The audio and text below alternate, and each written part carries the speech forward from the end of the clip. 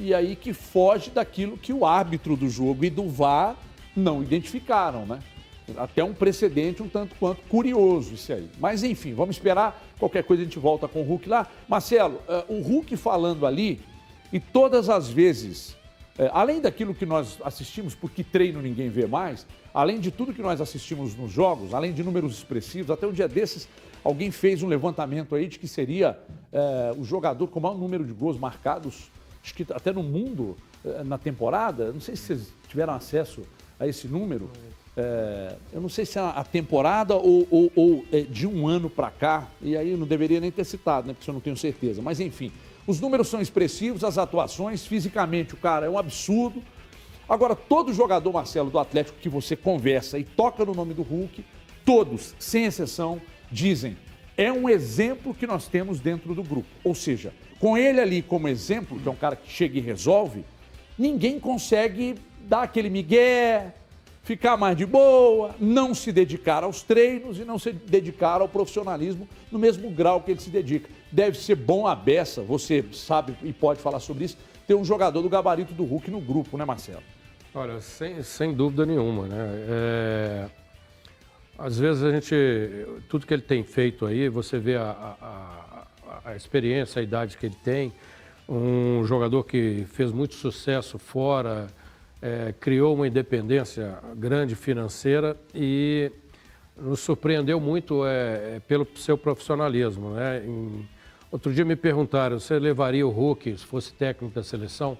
É claro que a gente deve respeitar o Tite, porque ele é competente, ele é experiente, ele está analisando todos os aspectos, né, para fazer uma convocação, para jogar uma Copa do Mundo. Mas o jogador da idade do Hulk, eu acho que é 35, isso. 35, né? A preocupação seria se ele poderia jogar todos os jogos, se ele tem uma condição física boa. E ele tem isso. Aliás, ele acumula algumas qualidades expressivas, né? Fisicamente muito bem, jogador que se cuida, que sabe fazer gols. E essa postura de liderança, né? A postura de liderança dele é incrível. E realmente ter jogadores assim facilita o trabalho do técnico. São líderes positivos, né? Ou seja pela palavra, ou seja pela postura. E o Hulk parece que tem tudo isso e por isso que ele está tão bem, está sendo um dos ídolos e dos principais jogadores do Atlético. E aí ele citando ali como é que ele gosta de jogar, né, Vini? Como é que ele gosta de jogar, então ainda eu brinquei aqui, né? Ele pode, mas ele não vai fazer, mas ele pode virar e falar, qualquer jeito que escalar, quem quer que seja, a bola chegou, vou lá e resolvo. Ele não vai falar isso, mas tem sido assim, Vini. Pois é, se fosse o Romário, né, falaria isso. O Hulk tá jogando muita bola, mas é um cara que prefere manter a humildade. E é interessante, porque quando o Hulk chega, poucos imaginavam que ele seria o 9 de referência no Atlético. Né? A gente imaginava o Hulk jogando pelas beiradas, sem ter aquela obrigação de voltar para marcar. Mas aí, de repente, o Cuca encontra esse posicionamento para ele. Não exatamente o 9 fixo, mas o homem de referência e dá super certo. Quando chega o Diego Costa, nem tinha tanta necessidade, porque o Atlético já estava funcionando bem, e aí ficava aquela questão, como que vai ser o Hulk agora? Passou a jogar como segundo atacante, também funcionou bem, é um cara super adaptado, então onde colocar ele para jogar ali naquele setor ali do ataque, ele desempenha bem. Hoje, sem dúvidas, para mim, é o melhor jogador que atua no futebol brasileiro.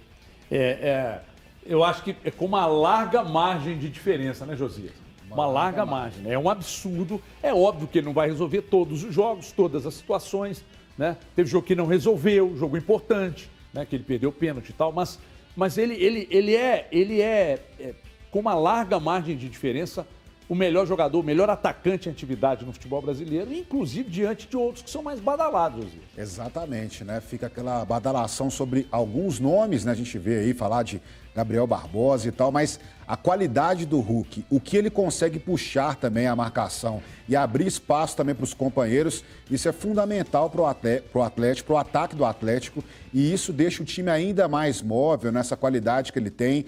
E também fica a questão da seleção brasileira, como o Marcelo citou aqui. realmente é uma coisa que o Tite vai ter que resolver, porque a gente está vendo, né, que alguns jogadores estão crescendo também neste processo na reta final dos campeonatos europeus, mas de qualquer forma, se é para valorizar também o futebol brasileiro, o que o Hulk vem jogando, e ele sendo a principal referência, o principal nome, eu acho que ele deveria sim ser convocado para uma Copa do Mundo, para assumir essa responsabilidade de ser o principal craque do futebol brasileiro deste momento, atuando aqui mesmo no país. Então é bom o Tite, né, arrumar aquele espaço ali, porque é um jogador que pode ser muito importante. O Brasil às vezes tem dificuldade para encontrar um centroavante, um homem de referência, e se colocar o Hulk ali atuando naquela função, quem sabe o Brasil também conseguir encontrar essa peça que falta também à seleção. Todas as vezes que alguém traz essa discussão e fala e defende que o Hulk deve ir para a Copa e tal, aí sempre tem um outro que diz, mas isso é fazer média, é jogar para a galera, não tem condição, ele não está nas principais ligas do futebol mundial e tal, mas é que ele joga numa liga, ele joga num campeonato, que é o Campeonato Brasileiro, que é óbvio que não está no nível das grandes ligas do futebol brasileiro. Mas ele também está muito... do futebol mundial, desculpa. Mas ele está muito acima do que é jogado aqui, dos atacantes que estão aqui. E ele ficou muito tempo jogando na China. Então, a referência que nós tínhamos do Hulk, antes dele chegar ao Atlético, mas já anunciado, é de que nós receberíamos aqui um jogador pesado, bundudo, vindo de uma liga que não representa absolutamente nada, um país periférico do futebol. Aí esse cara chega aqui, bundudo, né? Para quem gosta, não é meu caso, né? Aí ele chega e o cara deita. O cara arrebenta na temporada passada, mas muito acima dos demais. Já começa a temporada 2022 muito acima, muito à frente dos demais. E aí alguém ainda tem a pachorra de achar que não carece de levá-lo para a seleção. Você tem uma característica diferente, você tem uma característica de um jogador que é muito forte, que pode ser útil. Mas aí, se você defende isso, você está fazendo média com o torcedor, querendo jogar para a galera. Vamos falar mais desse assunto, porque agora...